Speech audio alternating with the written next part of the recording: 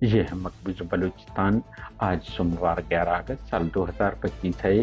Balochistan today سے آج کے علاقائی خبروں کے ساتھ میں ہوں آپ کا میزبان الیاس بلوچ۔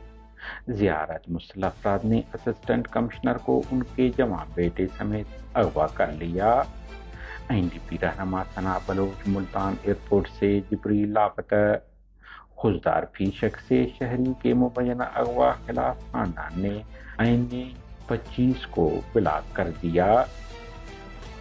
لاپتہ نوجوان شاعر اور موسیقار یوسف فتح کی تشدد زدہ نعش برآمد۔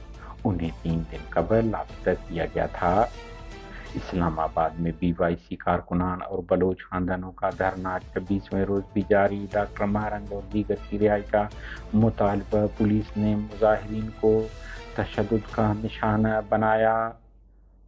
کراچی میں زاہد علی کی بازیابی کے لیے لواحقین کا دھرنا 1 ہفتے سے بدستور جاری۔